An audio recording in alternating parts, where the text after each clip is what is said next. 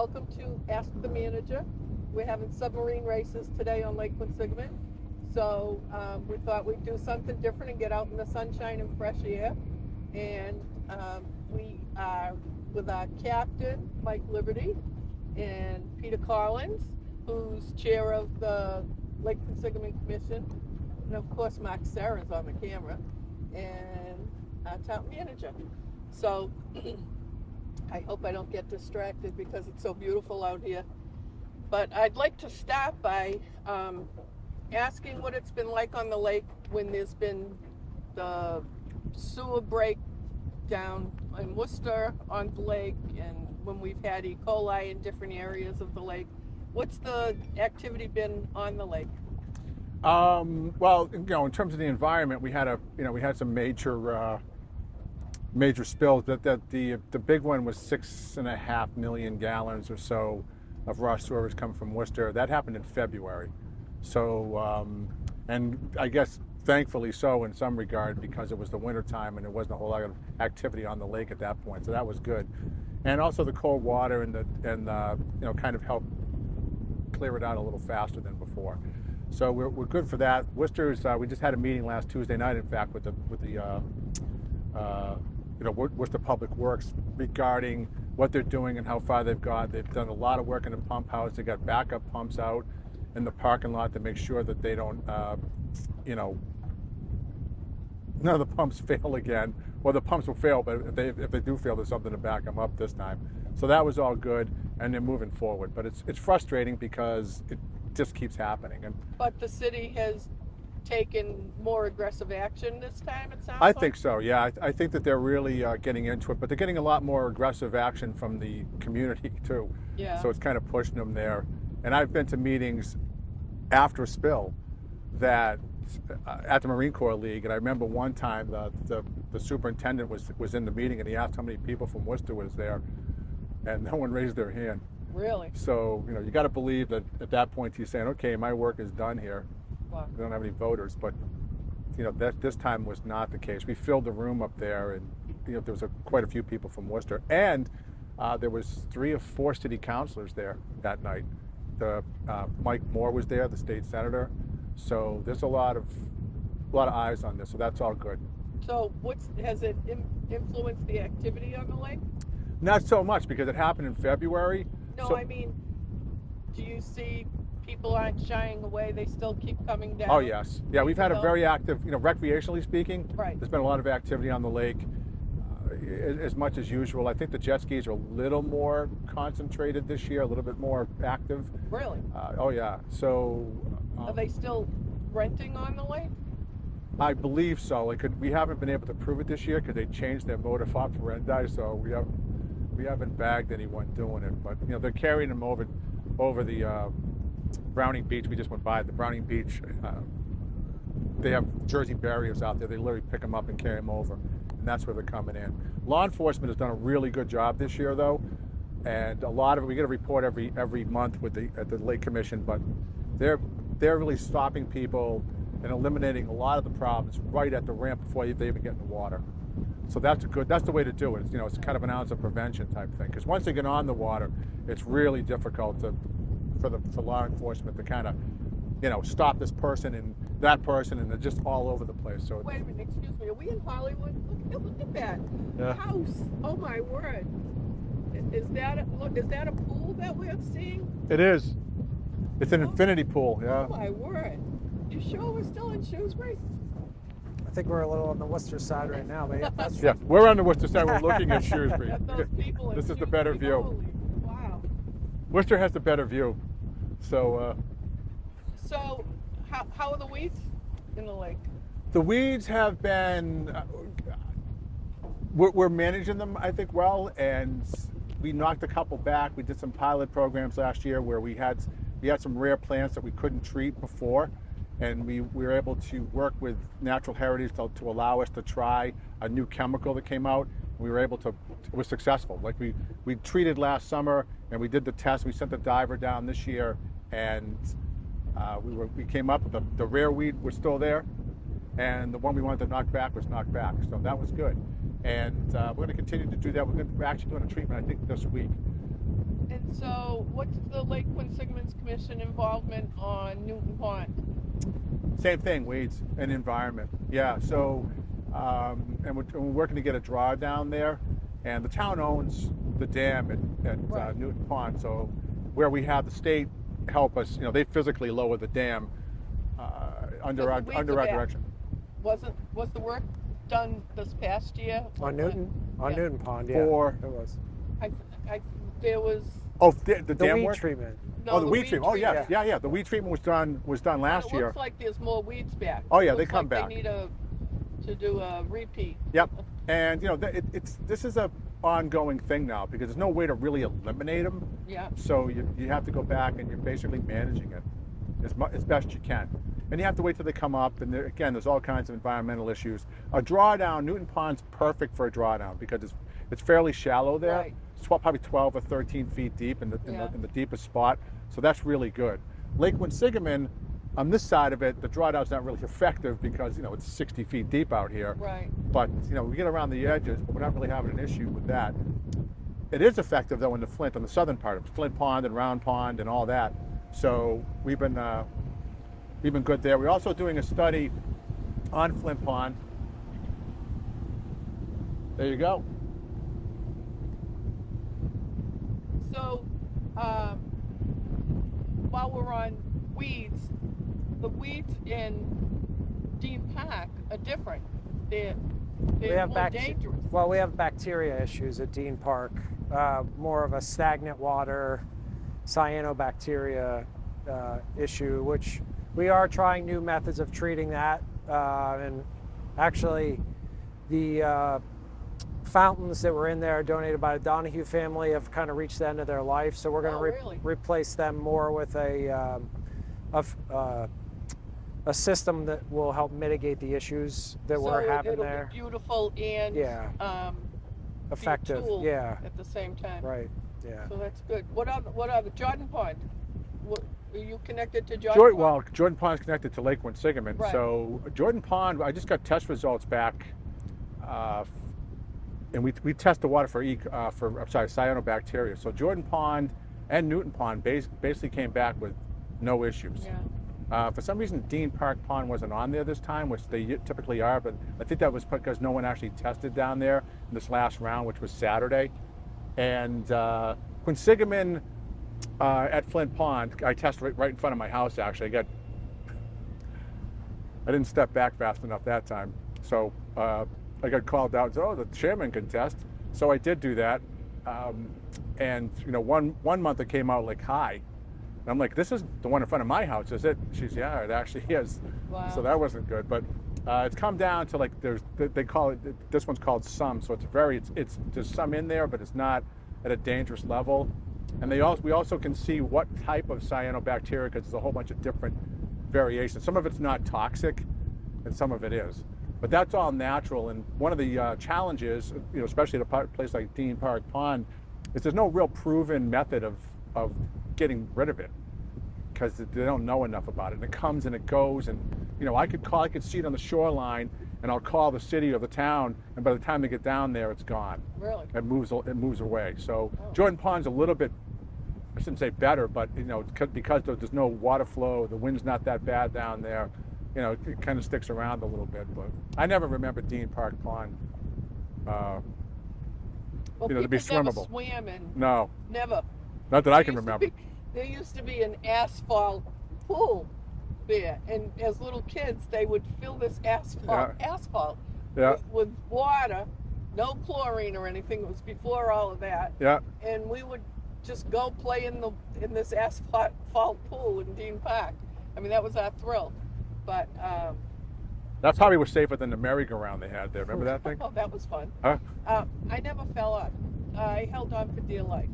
But while we're talking about Jordan Pond, there was a grant to improve the trail around Jordan Pond, which I think is really great. Oh, yeah.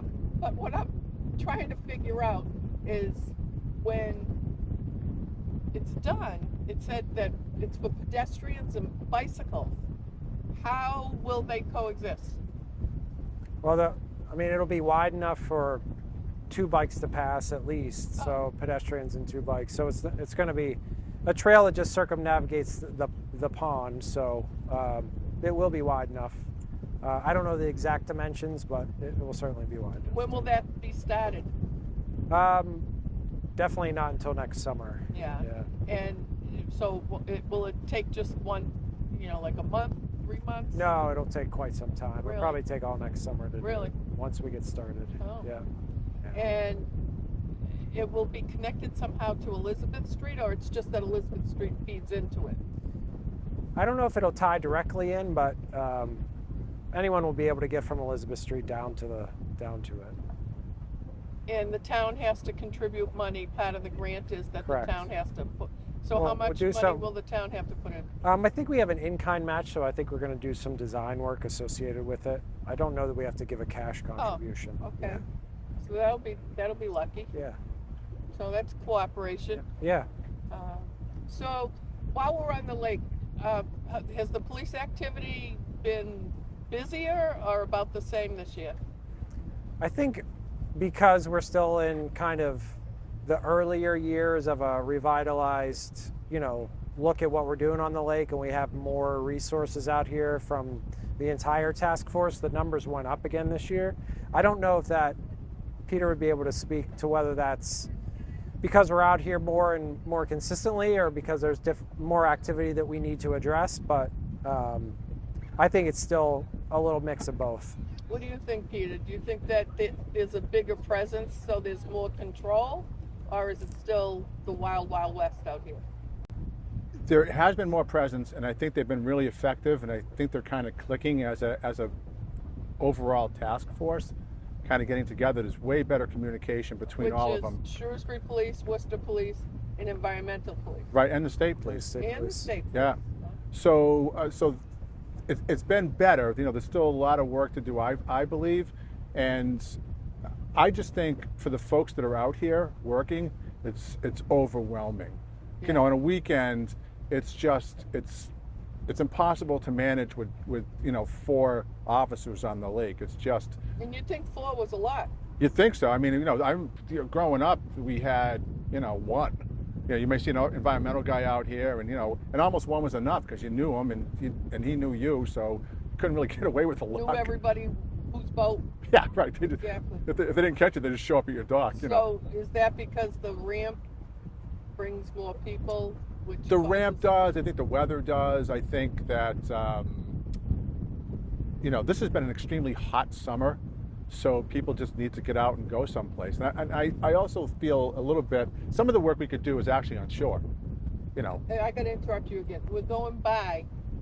I lived in that house straight across when I was a little kid. I think is that Lakeside Path right there? Yes. Yes. Yep. Okay, so I lived in that bigger house there. And I'm lucky I didn't drown because I was a little kid. I was with one of my playmates and we went down the steps, put our feet in the water, one more step and that would have been it. Yeah. So I got in a lot of trouble. I never forgot. That's about how quick it happens, I didn't do it twice. But, which brings me to the drownings. There's been drownings on this lake. More than in previous years. Well, there's been more in a shorter span in previous years. Right. So, we've had drownings that probably had that many drownings over a course of a whole season, but not like there was one like every week there was 3 in 1 month, right? So, Yeah, the early So is it careless? Is it water safety? Is it that they don't know how to swim? yes, What's causing it? All the above? it's all the above, really, because it's the one that happened right out here. Yeah. I mean, that happened on a Saturday afternoon. This is on a Saturday afternoon at 3:00 in the afternoon. This is downtown Lake Quinsigamond here. Yeah. And there wasn't a lot of people who saw it. It happened like right there, and they were skipping around in the boat, and one person came out, and the other person also came out. So, I can understand one person falling out of the boat, but 2, especially Yeah. the driver. The driver. I think the driver jumped out though to save the guy who fell out. Oh, And the person who fell out got banged, really cut up bad by the prop. oh, The person who jumped out to save him ended up drowning. oh. So that was a tragic thing. The bridge jump, no one actually saw them leave the bridge. Like I think it was Bob Lundgren a Yeah. firefighter was out here. He just happened to be out here riding around with his daughter, Yeah. and he saw the guy hit the water, and he went in to get him, but he was right on the other side of the bridge here, so it was, that's about 17 feet, I think, or so, and he couldn't get down to the bottom to get him. So, but his So- boat was there, and he helped with the rescue and the. That person jumped off the bridge. We don't. I'm assuming he jumped off, but it's an assumption. I know he could have fell off. For all we know, he could have fell out of life flight. Because no one actually saw him Oh. leave the bridge. When I hear of things like that, when I was in high school, kids used to jump off the bridge for fun. Yeah, because they wanted to. But Right. if you jump off the bridge because you want to cause harm to yourself, that's one of the things that the rescue, the witnesses had said, that this person went down like a stone. Oh, really? So if you're just jumping off the bridge and you have any type of consciousness, Yeah. that doesn't happen. Oh. However, if you get the wind knocked out of you and you don't have any air in your lungs, I never you're gonna wanted sink. To do it. Yeah, And I used to think they weren't too bright. with I'm the not a real jump height fan, so I wouldn't. off. Me neither. Yeah, But we just went under the bridge, and that bridge is beautiful. It is. Absolutely beautiful. I met one of the men who painted the bridge.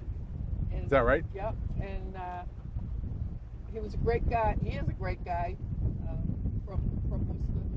He was one of the painters. But when we go by at night, and you look forward to say, what Yeah. colors do they have today? Have you been underneath it at night? No.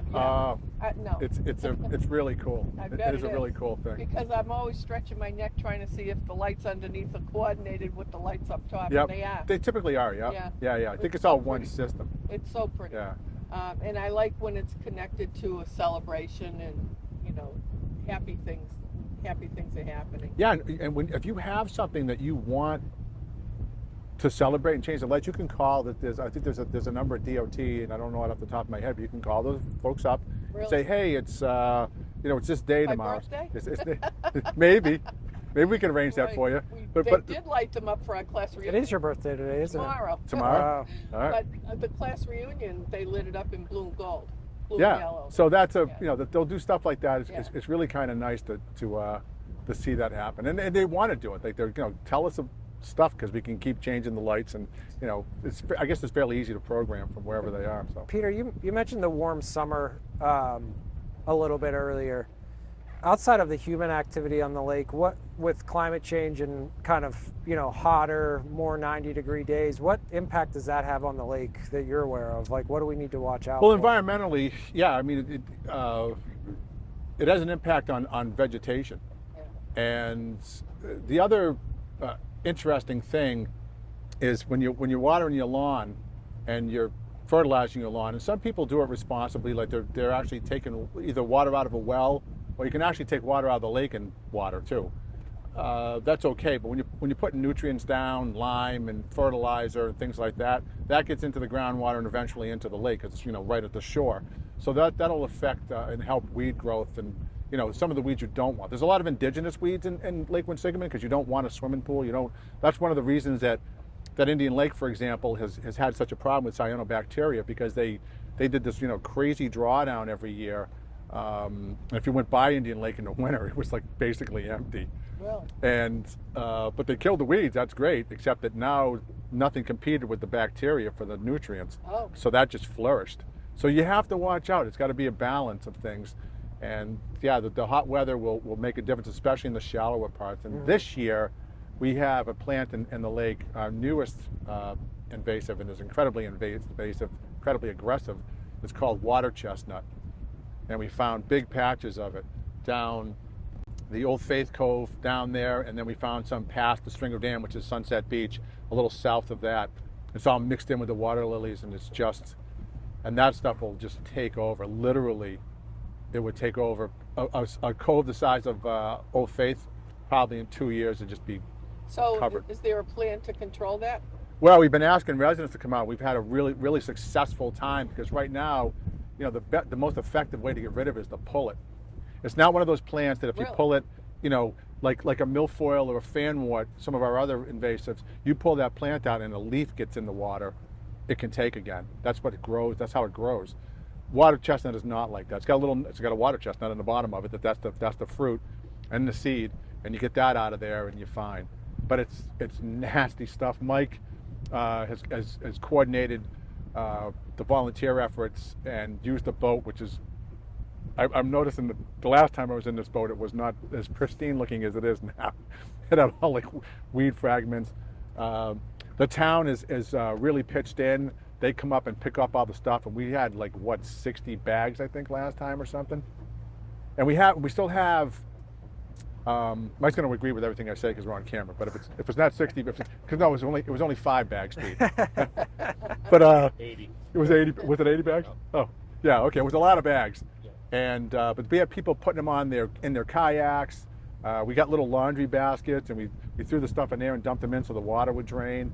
And so we tried to combat it. But it may get to a point, especially in Round Pond, which is that south of Stringer Dam part of the lake, that we have to go with chemicals. But that's really expensive to do it that way. But they had to do it at Patches Reservoir in Worcester, that just basically took over the whole body of water. Really? It's terrible. So as you look out here, does it look to you that the lake's affected by the drought? You know how they show, can you see that the water's down, or can you see that? Or Yes, if I'm looking at the green lawns, I know. or the or the Really? water, or the shoreline. Well, if you look around, and you can see the stain on the wall in front of Quinsigamond Shores right there. Right. That's how far the water's down. So it is down. Yes. Oh yeah. It's down probably 1.5 feet or so. And I keep getting calls, and you can tell because the boat starts, the props start hitting the low spots. And it's a dam, something wrong with the dam again, blah blah blah. And it's like, no, we just having It's a drought. called a drought. Yeah. People need to do a rain dance. Well, I lost some credibility because the last time there was something wrong with the dam, there was also a drought. And I said, no, it's a at drought. The same time. Yeah. And then we had 19 holes in the dam. So. Do you find that the people litter on the lake? Yes, but I think that's more.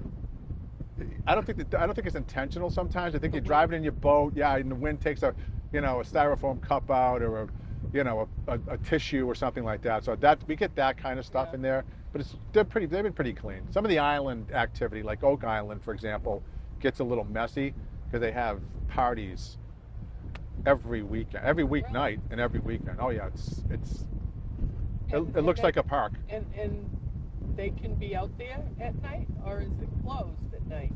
Well, one thing, it's not really a park. It's not really recreational land. We put signs up that said no swimming, no fires, no cooking. And they swim like fires and cook. One time, Donna, we had, these were professionally done signs that were cemented into the ground. They dug the sign out, concrete and all, and built a fire in the hole. Oh, wow. So that's, in your face. No kidding. There's your no fire right there. So, you mentioned styrofoam cups. Yep. And it brings me to, when I'm in other towns and they serve with styrofoam, it freaks me out now. I mean, are we really that far ahead of the curve, or why aren't people in other towns paying attention to the fact that they shouldn't be using styrofoam? I think we are a little ahead of the curve. I'm proud of that particular amendment because it was one of the kids I coached in speech and debate that brought, I don't know if you remember that, there were kids that brought that. They did a great job. That article, and they got shot down the first time. Right. And they circled back around. They listened to what, well, we would have passed it if you did this or did that. And I forgot what the issue was. And they crossed every T and dotted every I. And they came back. I still think if the dad had been quiet the first time, he probably would have passed then. But he talked past the close. But it was effective. And I thought it was needed because that's a big problem. Say on Oak Island, when we do a cleanup on Oak Island all the time, most of the stuff we took out of there were bags, plastic bags, and Dunkin' Donuts, styrofoam, and bait cups from the bait shop, or also these like little styrofoam. They look like ice cream cups. Yeah. Yeah. They give you styrofoam take home. I don't even want to, what do you do with it? Now you have this thing. Right. It's really amazing. Now, on TV, it talked about 2 roundabouts. I'm a TV. In the newspaper, it talks about 2 roundabouts. and on Route 20. On Route 20, yep. Could you tell us a little bit about that? Because it's hard to comprehend that. Yeah, so it's preliminary design. It's a result of the master plan work that Representative Kane has been leading over the last few years. Mass DOT has come up with some designs that would have roundabouts, one at Valenti Drive. Really effective traffic tool. It slows traffic and it's safer than, intersections with traffic lights because everyone's, forced to pay attention and, observe what's ahead of them. And it's really successful in a lot of other parts of the country. And so it's not a final design at this point, but it's definitely the preliminary design that is being considered. And the Board of Selectmen is going to have a full conversation about that at their one of their first meeting in September. So we'll be able to share that further with the public. Is there Actually, I'm sorry, that's a public hearing in September with Mass DOT. So are there any drawbacks to putting in and why do they call it a roundabout? I thought, what happens to the word rotary? We always called them rotaries. I think I don't know if they're. I think we took the international term because that's what they call them everywhere else in the world. Right. They call them a roundabout. The drawback is the land area that you need for it. So that's the biggest challenge. It's not as simple as it seems. Yeah, it's not as small as a conventional four-way traffic intersection, but really whenever you're looking to slow overall traffic and improve safety within the corridor, this is the way to go. And if it can work in Kelly Square, it can work anywhere. That's the new. No kidding. Look at Kelly Square. I mean, I just went through there a few days ago, and I thought, this really is so much safer. It is. It seems to. Although I always liked Kelly Square, was the chaos. there was a little challenge. Like I could get through it, and No. I put on my Boston driver hat and didn't look at the other drivers and just drove. But now they got the golf cart track in there because that kind of what that reminds me of. My wife calls it the peanut. Yeah, but it is effective. I think it's easier. Yeah, it is easier. Yep. You know who's, this direction. You know who's supposed to be where. Right. Look at that beautiful house. Look at that one. That's These really, two? Oh my Yeah. word. That one's just got built. Oh really? Yep. How lucky can these people Is this be? the end of Old Faith here? No. That's the end of Kings Point. Kings Point. This is the Narrows at Kings Point. We're Old kind of Faith close is to further. Coolidge School, right? Yeah, Coolidge School is right across the Yeah. street. Yeah. That's So they just built. There was a unbelievable. beautiful house there that this gentleman's dad had built Yeah. years ago, way ahead of its time. If you'd walked in there, you would have thought this house was built in the last 5-10 years. All knocked open it architecture. They knocked it down because it'd been there for 30 or 40 years, and when he inherited it, he wanted to keep it, but the windows needed replaced. There was mold in the walls. There was all this other stuff going on, so they tore it down and built this, which is absolutely Beautiful. gorgeous. But It it's is. like 3 times the size of the old house. And that's his sister's house next to it, Oh, the other one. nice. So they back to where they grew up. Nice. do you find that there are more animals in the lake now? Do you have more? What are they called? Muskrats or? Not we so talk much. about rats. Muskrats, yeah. Rats and. I have a muskrat living at my house. It's like Wild Kingdom. I have a water snake, a muskrat, woodchuck. And so what do you do? I had fox last year. Really? Nothing. The muskrat. I'm not gonna. Did the fox bother you? He lived under the deck and they smelled and but they were fun to watch. Oh, We would go out there every morning because the kids were all playing, and when the kids grew up though, they were gone. So they were there probably 6 weeks. Oh, wow. Yeah, it was fun. Have we had any issues with wild animals in town? Foxes or coyotes? No negative issues, You no. see it on the news all the time. The rabbits didn't like the fox. I can Yeah. tell you. We got more rabbits this year because there's no fox in my yard. But Oh. yeah, but it's all good. What can you tell us about shared streets? Well, Shared Streets Initiative is Complete Streets is the state's full initiative for their modern roadway design, and it incorporates all modes of transportation. Obviously automobile, bicycle, and pedestrian. A perfect example of a complete street now is the new section of Route 120 in front of Market Basket. That incorporates a 10-foot wide shared use path on the market basket side. So you'll notice it's a much wider sidewalk, and it's designed to accommodate both pedestrians and bicycles.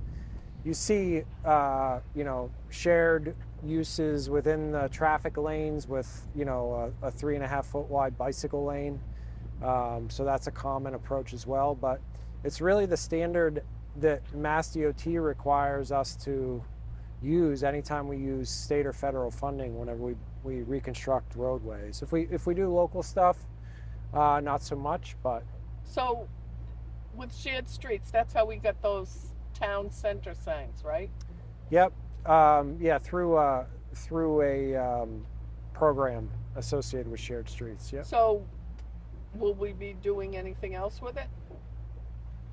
Well, I mean, we've been part of the shared streets program for several years, and we have priorities and a plan, and we just need to fund some of that stuff. A lot of it's sidewalk related matters. So I mean, we're kind of forced to implement that whenever we're taking the state dollars, which doesn't mean it's a bad thing. I think it's a good thing. Yeah. But now, has anyone else noticed that no matter where you are, if you stop at a red light and it turns green, you don't dare go because up to a half a dozen more cars are going to go through that red light before you can go? I mean, has anyone noticed how out of control that is everywhere? I mean, it's.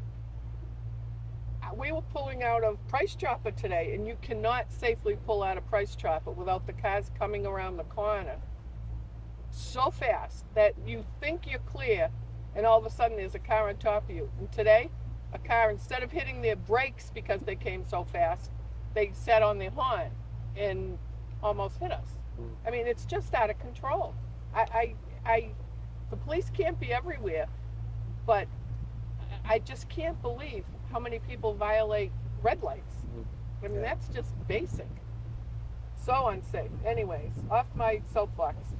Greenbrier housing project is not going to be done till 2026. the proposal for the 50 or 60 units out there, is that the one? Yeah. Yeah. So, and they're going to put in less units. Yep.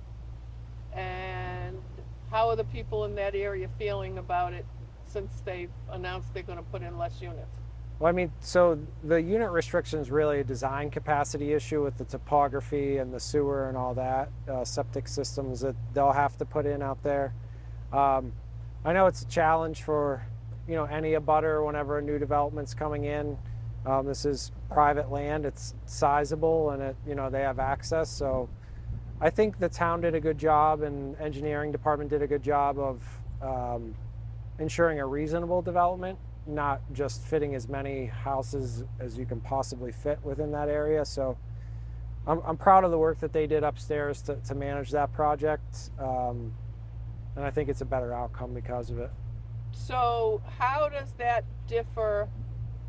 I mean, part of it's topography and all of that, but how does that differ from the Old Beale School trying to get those contractors to put in less units? Right.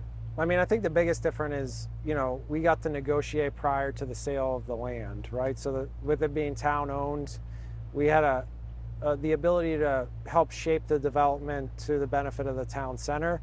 Where this is a private development, we can only work with zoning and have much more limited opportunities to control the outcome when it's just private development. You know, we work within zoning in those instances. So if you look at Beale, you know, if you would have taken that and it was a private piece of land, 3 3/4 acres, and it was, you know, went from private party to develop, you could probably have fit, you know, 150 units there. But so I think it's hard to compare those two. Yep. Yeah. And how's the timeline with Old Beale? So they look to be in at the October meeting in front of the planning board to begin their more formal public aspect of the design and site development. So they've been out there doing building investigations to understand what they're going to have to do whenever they tear the building down, and then what the site limitations itself are, soil and constructability. Are they on schedule? Yeah, they're still within the parameters of the land disposition agreement. Speaking of schedule, Market Basket, are they on schedule? They're on schedule for October opening. And the sign's up. Yeah. Yeah. Market Basket sign went up. So, But I can't figure out. I was led to believe there were going to be more businesses in there, and I see plenty of apartments, and they do look nice. But I see plenty of apartments, and I don't see as many stores or restaurants that I thought I was going to see in there. yeah, so right now, just plans for the Market Basket, a bank, and a Starbucks. So there's more pad sites available. One more pad site that's available, and then some shops within the Market Basket building itself. So it'll all happen in time, is what you're promising me? It'd be hard to believe that it wouldn't, given the development of the corridor. So Yeah, that's true. And very exciting times for the police station. The construction there is amazing, and they're on schedule. yeah, they're definitely on schedule. You can see the building's really closed in at this point, and we're looking for a temporary CO in the middle or early part of the fall and late October, early November to begin moving furniture and stuff in, and we look to welcome the public in January with the official opening. There's a lot of recognition going on, and in the coming weeks, even some national coverage of the sculpture that's going to be placed in front of it that has a piece of the Twin Towers steel in it. A lot of work done by Assabet students. Done by students. So it's over the September 11th weekend, there's going to be some national coverage of that Really? here in Shrewsbury, so we're proud about that. So that's pretty cool. And it's amazing when you go and we, as a part of the building committee, we went inside, and it is a big place, and I firmly believe it needed to be as big as it is. People always ask that, and I do believe it needed to be that big, and people have to remember that it's been more than 20 years that the current police station has been too small. So you can't compare the old station to what we're getting. We have to look at what we're getting and know we're meeting codes, we're meeting all sorts of laws and requirements for juvenile cells and female cells, and it's very different than the expectations and requirements are. There's so many of them. Well, here's a number for you. We have, there's 75 employees in the police department. So certainly we don't have every police officer, and there's 60 of the employees are police officers, but we're a growing department, and we need to accommodate all those officers and then officers into the future. And one of the, I think, most unique parts of the building is going to be the electronic simulator that will allow for both firearms training and other, I can't think of the term now, de-escalation training to occur, in nearly virtual reality. So it is cutting edge, but that's what it should be when we're building a building these days, and we're proud of that. I do have to, while we're talking about buildings, mention that the new Beale Elementary School received its LEED Silver certification from the United States Building Council. So it was designed as a LEED Silver building under their 4th phase of design elements, and we're glad that it was conferred upon the building given its operation over the last year. So, And what a beautiful sign out front now. yeah. It's very different. It's a very unique sign.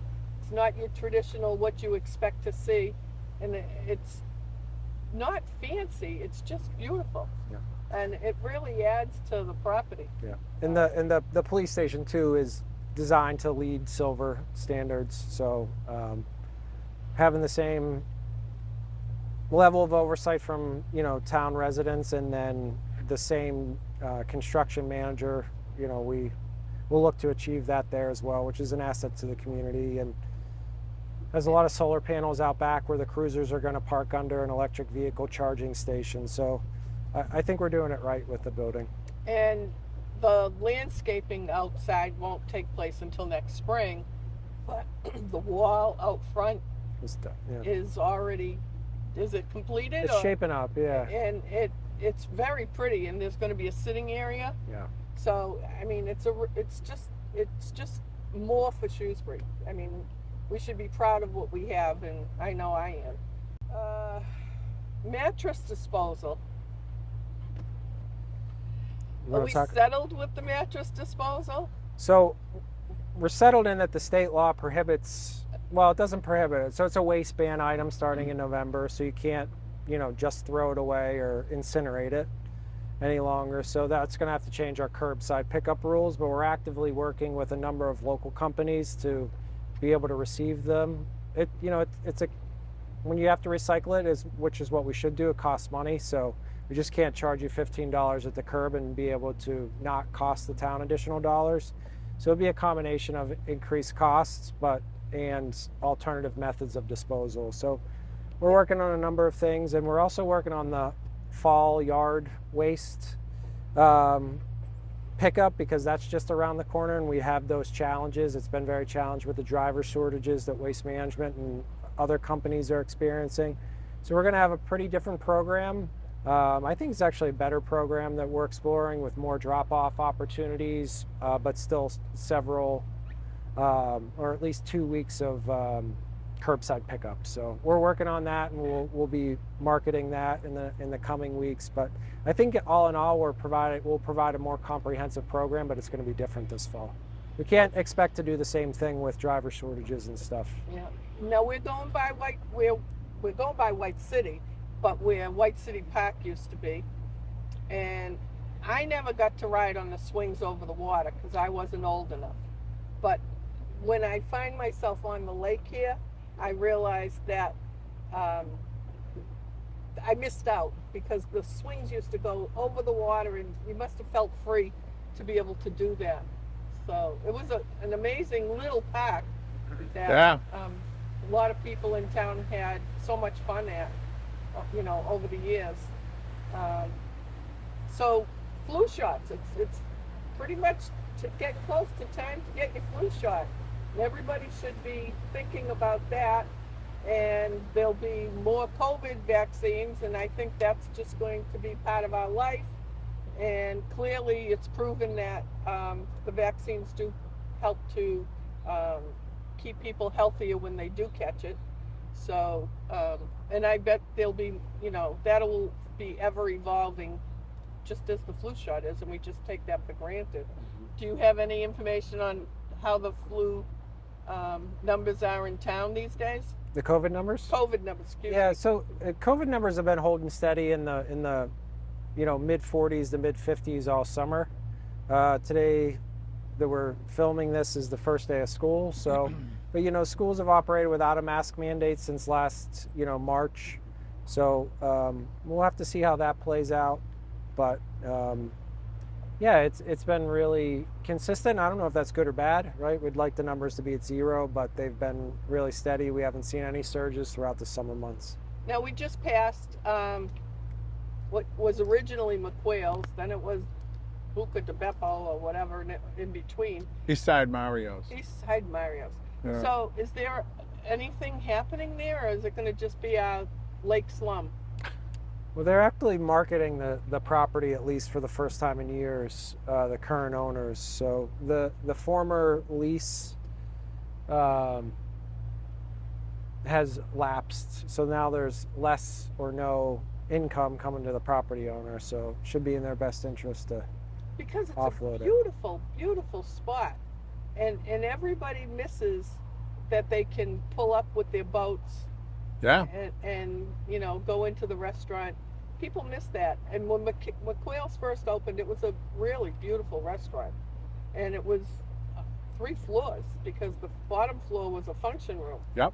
And I think it's besides being an eyesore, it's unfortunate because it's such a nice spot to have something. Are we being over 40 bead now with plans, or is it 40 bead time? Or So the Board of Selectmen received another proposal, well, not received, another proposal for development here at North Quinsigamond and Main Street was presented to the board for about 200 units, 190 units. I think there's a number of ways to look at it. You know, we're only about 7% affordable, a little over 6% affordable housing. So the state minimum safe harbor is 10%. We have over 600 units to develop on an affordable basis to get there. So on paper, no, I know it feels like a lot right now, but the other part of that's the market. And you know, despite opening all these apartments, they're filling up as soon as you can, and open the door and put the leases available sign up. So that shows demand in the area. So while those two things are still available, they're going to be building apartments, and it's our job to kind of manage that process as best we can. Limited basis right now, but a couple of meetings ago, Assistant Town Planner Road McAllister came in and gave the board some good advice of what to do when we get some interim safe harbors and how to leverage that ability, but not lose sight of our opportunity to have a heavier hand in the process whenever we can't just get bowled over by 40Bs. So it's going to be something that's with us for quite some time. The public has to know it's not that the town is being irresponsible by letting these apartments come in. The town is mandated with the 40Bs. Sure. So you're going to see apartments, and we're trying to get to that maximum number or the minimum number, so that we have more control over what's happening. And I like that the selectmen have been able to, the select board has been able to have friendly 40Bs. Yeah, I mean, we're just seeing a lot more housing demand, right? There, even, since I've been here in the last 5 years, this summer and in the coming years, there's more subdivisions planned than has been in the last 5 years, at least I can say for certain, but I would say probably 8 to 10. Not massive subdivisions like the 90s, but 10, 8 unit subdivisions. People are taking advantage of that market right now, and the increased cost because of that demand. It's very interesting what's happening. There was a food truck festival. I think it was pretty successful. People seemed pretty happy to be there. It was a very hot and humid day, and still a lot of people were there, and lots of kids having a lot of fun running around and dancing, and it was, I think, a success. Yeah. Now, the strategic plan, what's that all about, and why is it important to get community feedback? Yes. So the strategic plan just provides us a roadmap to accomplishing the goals of the town. So we're asking for residents to help us set those goals and identify projects that they're interested in us working on. And we've heard a number of things that I think people can understand and get behind, whether it's infrastructure development or things like splash pad and things that people want to see in their community that they feel make it a better place to live. And so that's why we want the residents' feedback. I say all the time, we're here, we work for the residents, so why wouldn't we ask them what they want? Yeah. And you have a process for collecting unpaid taxes, and it's working out? Yeah, I mean, I think property taxes in Massachusetts are always paid at a very high percentage, and we continue to collect at almost 99% on an annual basis. So when we need to, we utilize the laws to secure our first position on properties. But all in all, tax revenue is what it, nearly 100%. So it's good. And the town website's going to be refreshed. Yeah, the new website is up right now. It's not fully built out, so we're asking for any feedback that residents have. You can tell us what you like about the look and the feel of the website. You'll notice some pages are still under construction, and some pages still look and feel like the old website, because it is. So it's more than just a new set of paint. It's a new coat of paint. It's a completely new navigational model and approach to the website, something that's long overdue, but Taylor Galusha and the Board of Selectmen Town Manager's Office has done an unbelievable amount of work on it, and it's going to be something that we're proud of for the first time for the website in quite some time. So it'll be easier to navigate, and there's going to be a mobile app? Yeah, so we'll have our own Shrewsbury mobile app. It'll be very similar to the website, but very friendly for you to use on your phone, allow you to do everything you can on the website, report things through ClickFix and all those things. So we're catching up. What's your proudest achievement this year? Yeah, I mean, geez, I think it has to be the strategic plan. This is something that I've been working on with the board since I got here. We're actually implementing it, and it will come to life in the FY24 budget process. It's a lot of work. We could always guess what the residents want, but really engaging with them and trying to find inroads, it's something I'm proud of. Now, I tell you my pet peeves all the time. Sure. What's your pet peeve? I think she was talking to you, Peter. No. Peter's I'm just hoping he doesn't say the lake. No. I don't know if it's a pet peeve. I'm frustrated. Throughout the other side of the coin on the strategic planning process is, I thought that when we ask residents to engage and that we'd be opening the floodgates, but it's been more of a challenge to get people to engage than I thought it would be. So the numbers have been a little bit lower than I expected, but we're working hard. We're going to mail a survey to everyone's household in the coming weeks to give everyone that kind of personal touch. You can respond online. You can mail it back to us in a prepaid postage envelope. So, how much of that would be because the response, people don't feel like doing that in the summertime? Yeah, I mean, it's a challenge, but we couldn't really afford to put it off for 3 or 4 months. Right. We tried to take the approach of having 12 engagement sessions.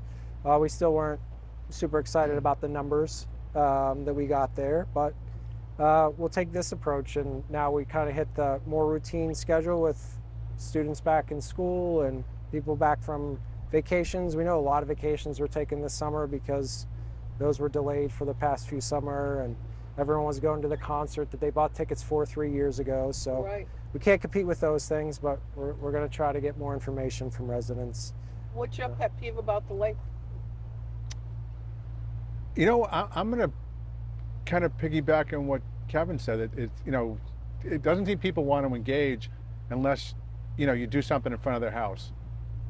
And so that's when you hear from someone when there's a problem, and typically it's, within their property line that there's some kind of issue, where you ask them to come in and volunteer or to speak up or to have conversations about different issues and topics that we have on there. And no one wants to do anything. So there's a lot of you oughta stuff out there, that you ought to do this and you ought to do that. And I was schooled a long time ago by John LeBeau, actually, because I called up. I was one of those people. And I said, you ought to do this, you ought to do that. And he goes, they. I kept saying they. He goes, who's they? You're they. If you want something done, you got to do it yourself. So run for town meeting and all that. And that kind of got me involved. But, What's your hidden talent?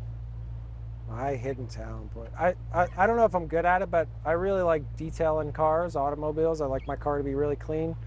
Spend a lot of Saturday and Sunday mornings when my kids are still sleeping doing that. It's something that I really enjoy. It's different than what I do on a day-to-day basis. So try not to be too neurotic about it, though, because get in my head too much about it. But it's something I really enjoy. I like a clean car. Is Pittsburgh still your favorite team? Yes, ma'am. He still likes Pittsburgh. The captain just said we're experiencing boat issues. So yeah, that's right. if you don't ever see me again, I think we have too much weight. What about your favorite player? For the Steelers or All anything? time. Well, I'm a huge NASCAR fan, so my ultimate favorite athlete's Dale Earnhardt Jr. So he's someone I admire even now that he's not retired, racing. right? He's retired. He has his own media company. He owns his own race team. He's a broadcaster for NBC Sports. I mean, he's just he's a really engaging and personable individual, and he's someone that I admire. He's been through a lot in his life with, So do you his drive family. fast like Dale Earnhardt? Not in Shrewsbury. Not in Shrewsbury.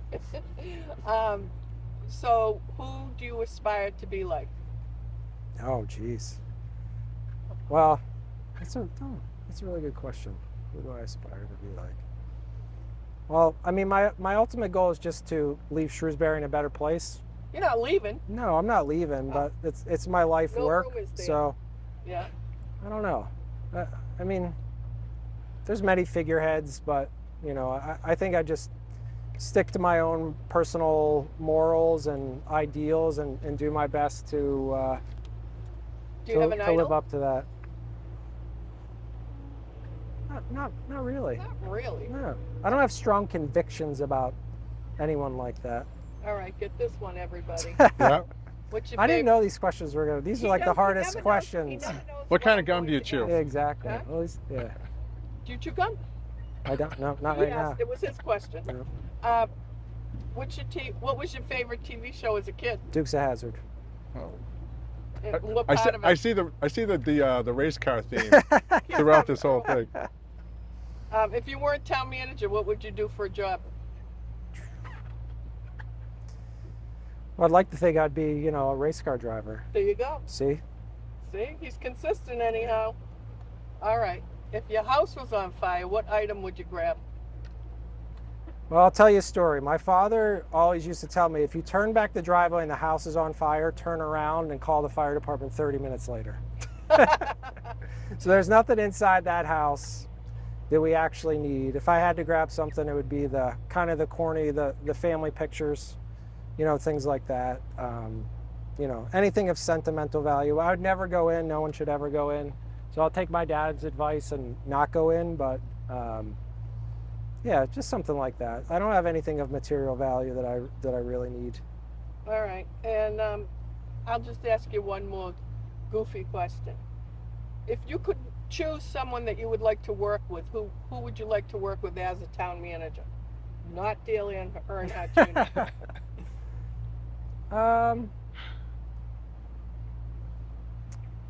Someone I think would be interested to work with is Bob Iger.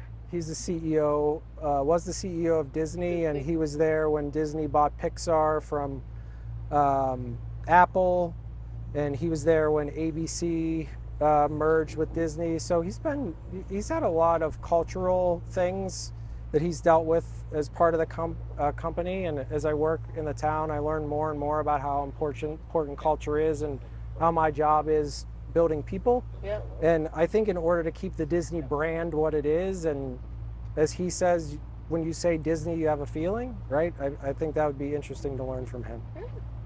So I want to continue to ride in this boat, so I don't have any other reason to continue on. But thank you for watching, and we'll see you next time. Maybe we'll be lucky and be on this boat again someday.